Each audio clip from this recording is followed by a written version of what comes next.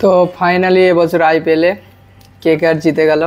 KKR এবছরে অনেক ভালো খেলেছে, আর ওর পিছনে সবথেকে বড় কারণ, ঠিক আছে, সবথেকে বড় কারণ হচ্ছে গৌতম গম্ভীরের ব্যাক। গৌতম গম্ভীর কেকেআরে এসে কেকেআর পুরো টিমটাই চেঞ্জ করে দিয়েছে, পুরো এমন মোটিভেট করেছে, মানে প্রথম থেকেই জিততে শুরু করেছে।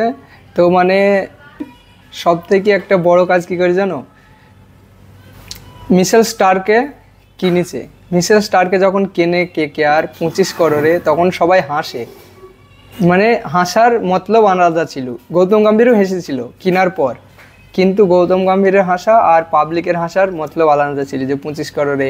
আবার পাবলিক আরও হেসেছে যখন প্রথম মিশেল স্টার্ক এত মার খায়, আরও পাবলিক হেসেছে যে 25 করোড়ে কী কিনেছে। কিন্তু ভাই, দামি জিনিসটা দামি হয়, ঠিক আছে, ওর ভেতরে কিছু কোয়ালিটি থাকে, ওই জন্য ওই জিনিসটা দামি হয়।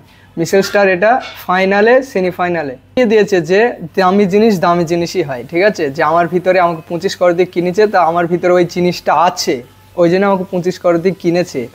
তো গৌতম গম্ভীরই পারে প্যাট কামিন্সকে চুপ করাইতে। গৌতম গম্ভীর নিজে হাসে না, অন্য কেউ হাসতে দেবে না। পুরো কাভিয়া ম্যাডামকে,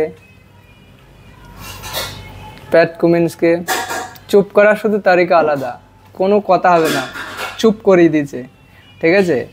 তো আর কেকেআরে আরেকটা রেকর্ড হচ্ছে যে মানে সবথেকে আইপিএল ফাইনালে সবথেকে কম রান হায়দ্রাবাদ করেছে, 113 রান, সবথেকে কম রান। পুনে আর মুম্বাই 128 রান করেছিল, আর পুনে চেস করতে গিয়ে 1 রানে হেরে গেছিল। এটা হচ্ছে সব থেকে কম রান।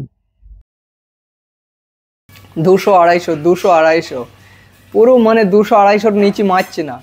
সবাই বললে এবছর আর কিছু করার নেই, ঠিক আছে। তো তারপরে হায়দ্রাবাদ আর কলকাতা 3টি ম্যাচ খেলেছে, 3টেতে হায়দ্রাবাদ হেরেছে। প্রথমে এমনি যে রাউন্ডের ম্যাচ হয় একটা, ওটা হেরেছে, কোয়ার্টার ফাইনালে হেরেছে, ফাইনালে হেরেছে। তো 3টে ম্যাচই হেরেছে হায়দ্রাবাদ কলকাতার সামনে। আর সবথেকে বড় কথা, কলকাতার সুনীল নারায়ণ 3বার প্লেয়ার অফ দ্য সিরিজ হয়েছে, player of the tournament Sunil Narine 3বার হয়েছে। আর সবথেকে বেশি কলকাতারই হয়েছে 5বার, রাসেল হয়েছে 2বার। সবথেকে বেশি প্লেয়ার অফ দ্য সিরিজ কলকাতার 5বার হয়েছে, তার মধ্যে সুনীল নারায়ণ 3বার হয়েছে। আর কলকাতা 3বার চ্যাম্পিয়নশিপ হয়ে গেল। আর কলকাতা যখন জার্সি রিলিজ করে, তখন মানুষ বলছিল যে রাজমিস্ত্রির জার্সি। রাজমিস্ত্রি কি করে, রাজার ঘর বানায়।